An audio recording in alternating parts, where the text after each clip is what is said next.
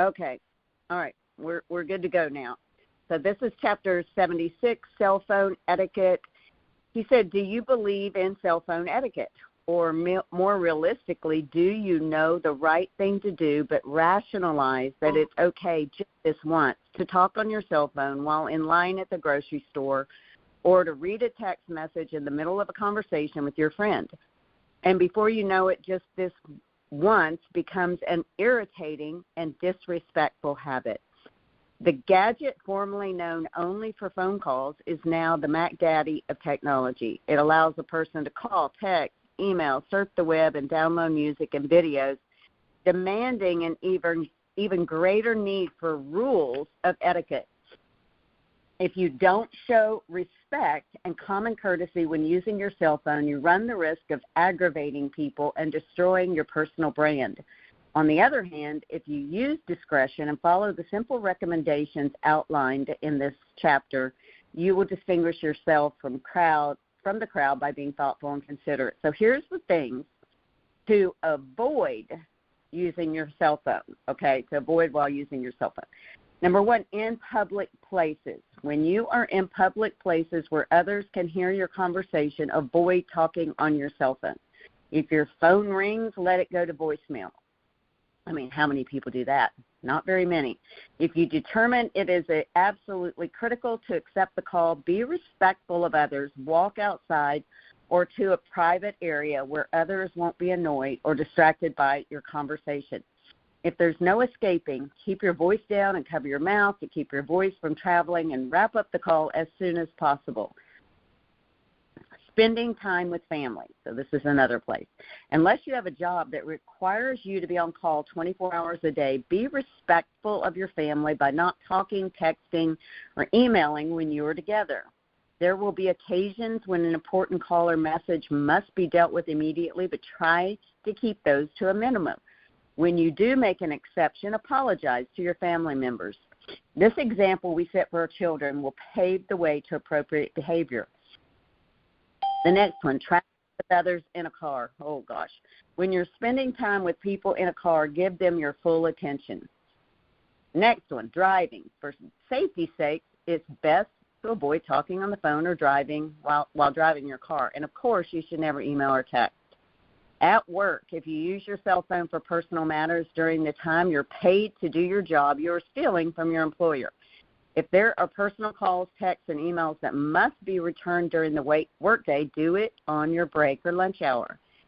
Next one, attending presentations or religious services. Nothing is quite as annoying to those sitting around you as hearing a long musical tune playing out of your pocket or your purse. During meetings, when you attend a meeting or share a meal with somebody, put your phone on silent. Better yet, don't bring it into the meeting. Also, don't send a text or email or check your messages during the meeting. Even though your phone may not make sounds, your attention is diverted from people in attendance and is disrespectful. Besides, how can you concentrate on the discussion when you are typing or reading messages? And the next one, spending time with friends. Some of us don't have a lot of time to spend with our friends, so when you're together, give them your undivided attention and enjoy the fellowship. You will very seldom see me with my phone when I am out socially. I want to thoroughly enjoy my experience and show respect for those who want to spend time with me. Y'all, this is one of those that just is so annoying. How many times have you gotten on an airplane and the person behind you is talking on their cell phone so loud that you're like, oh, my gosh. Do they not understand that people are all around them hearing their conversation? In the grocery store line, somebody's just talking away on their cell phone.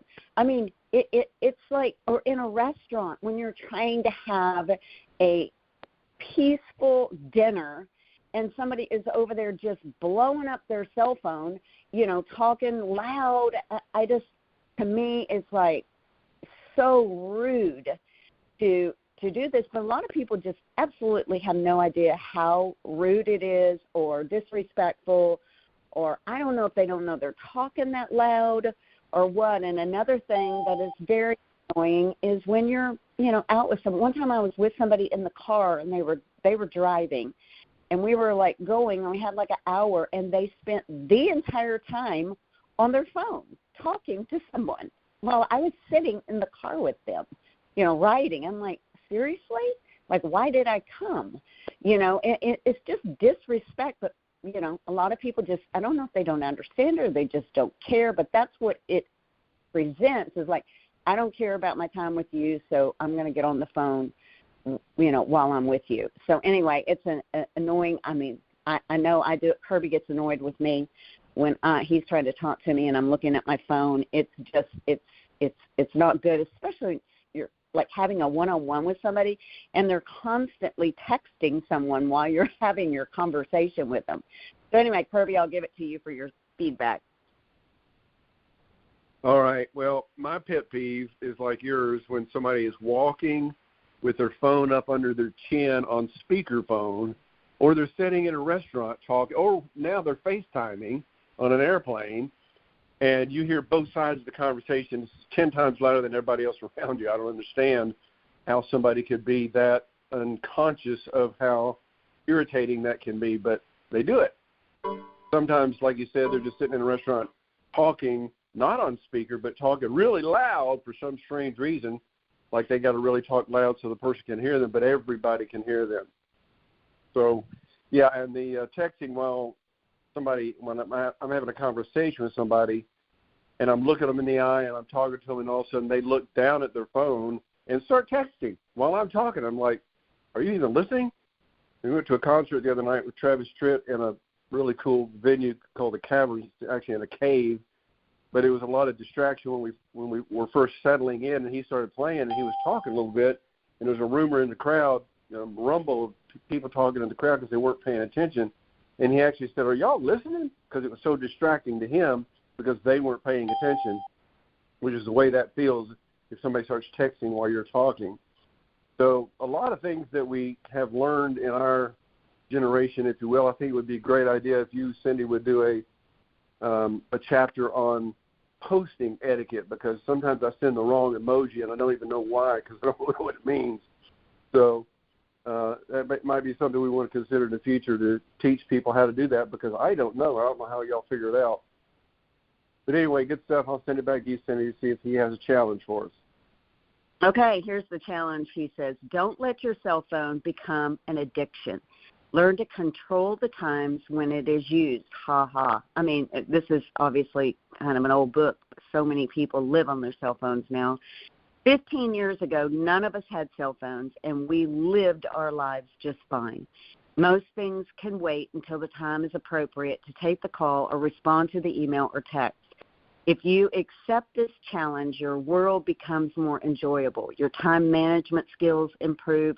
You experience less stress, and the people around you feel more valued. So I think it's just a great, great chapter, and just so much to learn from this and just applying it. I mean, it's literally about applying it. And some of us live on our cell phones. Some people are so much better about it. And Kirby and I, sometimes when I know he's irritated with me, we're going to go out to eat, because I've been on my phone all day or whatever, I'll say, I'm going to leave my phone in the car. And he'll go, that's a great idea, because you definitely cannot get on your phone if you don't have it with you.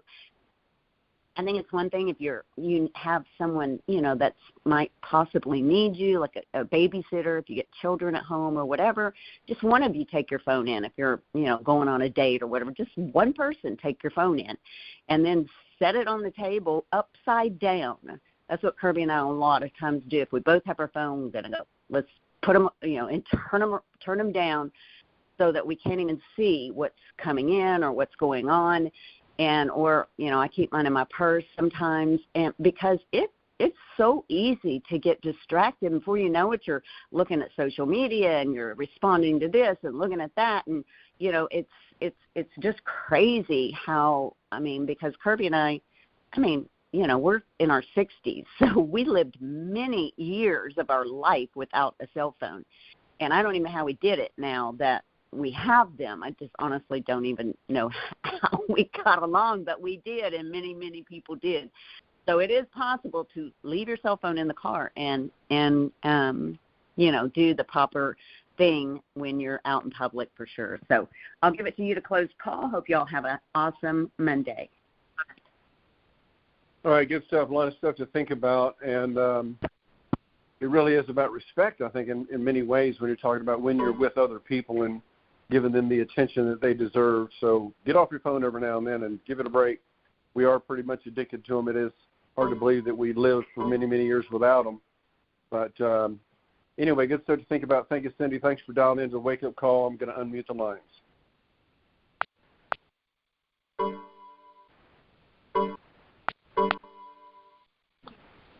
Thank you. Thank you. Hey, good job, guys.